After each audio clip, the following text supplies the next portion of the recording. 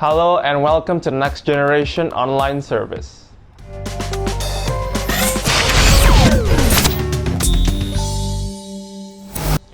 Halo teman-teman semua, apa kabar? Semoga siapapun Anda yang sedang menonton Next Generation Online Service ini sedang diberkati melimpah oleh Tuhan, have good health and taking care well of yourself gitu, meskipun di saat yang nggak mengenakan kayak karena kemarin kita PPKM terus-menerus di mana kita harus tetap berada di rumah, kita nggak bisa ke gereja, kita nggak bisa ketemu sama teman-teman kita nggak bisa nongkrong-nongkrong bareng dengan mereka dan lain sebagainya. Tapi aku percaya kalau misalnya apabila teman-teman masih nonton acara ini, masih stay tune dengan di sini, berarti teman-teman masih diberkati oleh Tuhan, masih diberi kesempatan oleh Tuhan untuk menikmati berkatnya kembali lagi di muka bumi ini.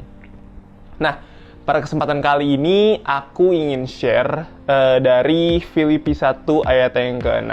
Filipi 1 ayat ke-6 ini aku pernah baca dulu banget dan aku rasa ini adalah satu hal yang cocok, yang pantas untuk aku share untuk kesempatan kali ini. Aku akan baca dari versinya yang Amplified Bible, di mana isinya, I'm convinced and confident of this very thing, that he who has begun a good work in you will continue to perfect and complete it until the day of Christ Jesus, the time of his return. Ini adalah suatu ayat yang luar biasa kuat. Ini adalah suatu ayat yang luar biasa prophetic. Why? Because this particular kind of scripture is a scripture that defines us as a Christian. Apa yang membedakan kita dengan kepercayaan-kepercayaan lain, apa yang membedakan kita dengan keimanan-keimanan yang lain adalah kita adalah sebuah sekumpulan komunitas orang yang terus-menerus ditempa, diproses terus sama Tuhan. Let me give you this analogy. I'm a person who has an interest in the Japanese culture, gitu.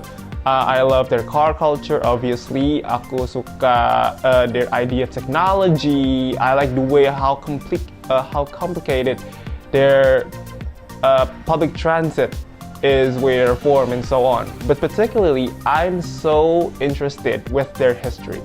Aku benar-benar interested banget sama sejarah yang ada di Jepang.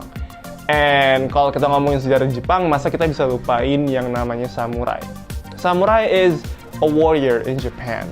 They're similar to the knights of Europe gitu loh. Mereka adalah the sword wielder, the one who's prolific in battle, the one yang bisa wield a sword very well, obviously gitu loh. And kalau misalnya kita ngomongin tentang samurai, pasti kita semua tahu pedangnya yang dia pakai. Pedangnya itu namanya katana, the katana blade. Katana blade itu merupakan satu pedang yang sering dipakai oleh samurai, dan seorang samurai pasti mempunyai dua katana blade umumnya. But did you know that the way on how a katana blade is actually made itu bukanlah suatu proses yang mudah. Pembentukan suatu pedang katana membutuhkan sekitar 1 sampai lebih tahun untuk menyelesaikan satu katana blade. Ada dulu sebuah dokumenter yang menjelaskan bagaimana proses terbentuknya suatu pedang katana. Dan itu bukanlah proses yang mudah gitu, karena prosesnya itu dilakukan secara berulang-ulang selama setahun. Dari mulai tempanya, lalu dipanaskan, didinginkan, lalu ditempa kembali, ditajamkan kembali, terus-menerus selama setahun. Bahkan proses ditempanya pun, proses di mana sebuah pedang katana itu dibuat, itu bukanlah satu hal yang mudah.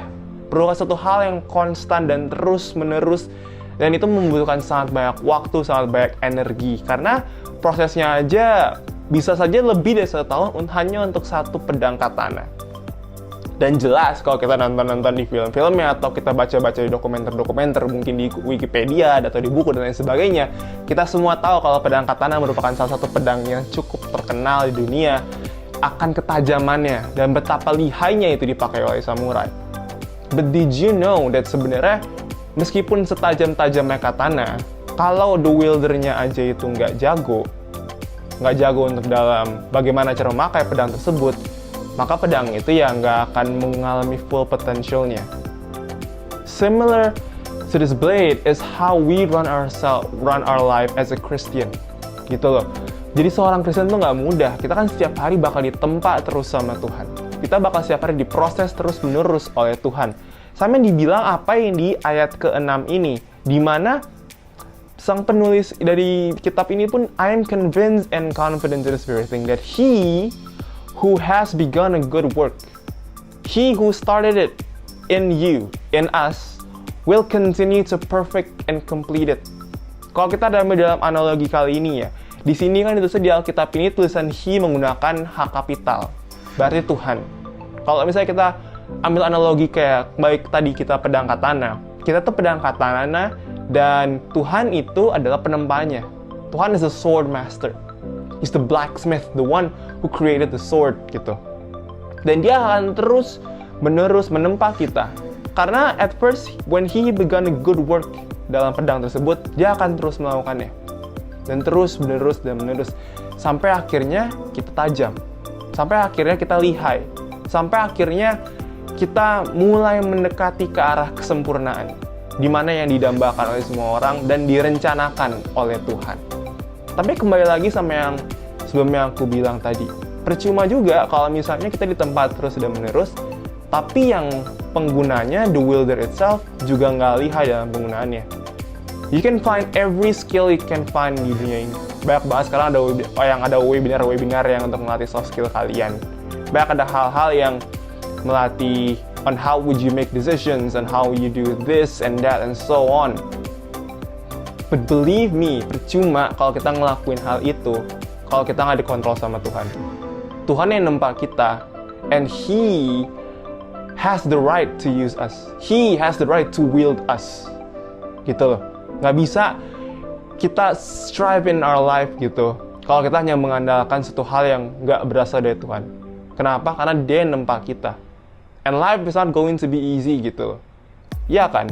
Kalau misalnya kita doa sama Tuhan, God give me wisdom. Emang Tuhan akan langsung kita kasih wisdom? Enggak. God will give you problems to solve kalau kita minta wisdom. Kalau kita doa, God give me wealth. Emang Tuhan akan langsung kirimkan Tuhan langsung uang gitu ke kita? No.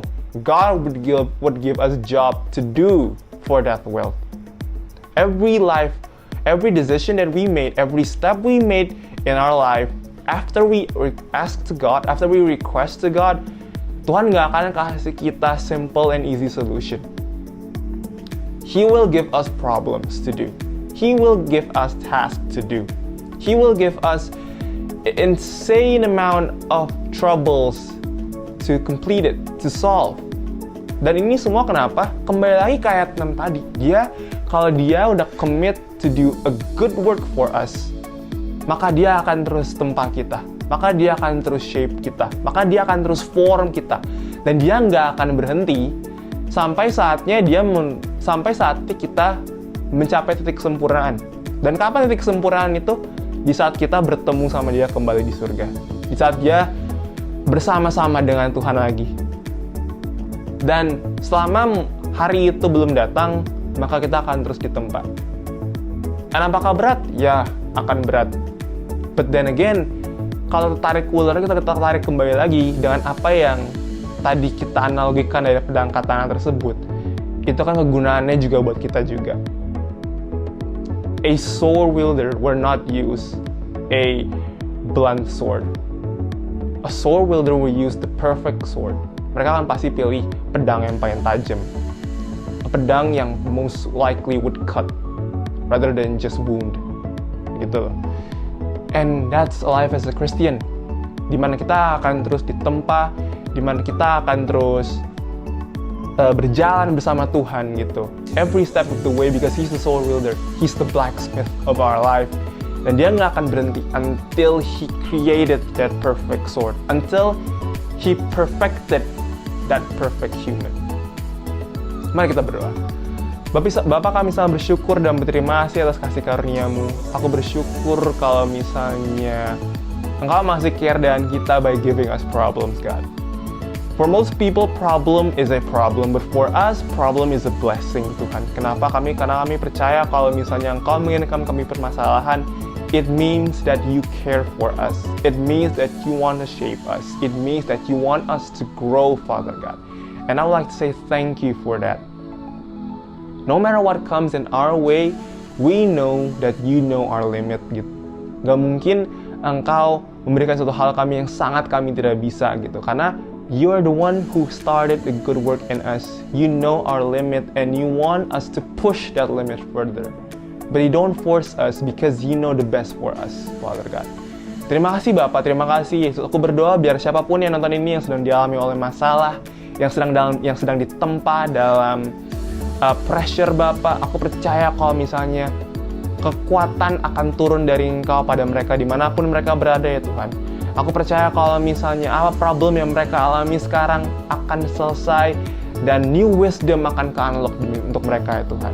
Terima kasih Bapak, terima kasih Yesus. Aku juga berdoa bagi bangsa dan negara kami di mana kami semua di sini juga mengalami tempaan dimanapun kami berada ya Bapak. This pandemic it's not easy for us, but we know that everything happens for a reason, and I know that you care for us, and this is one of your way to teach us something new. Terima kasih Bapa, terima kasih Yesus. Hanya di dalam nama Tuhan Yesus Kristus kami telah berdoa dan mengucap syukur. Haleluya, amin.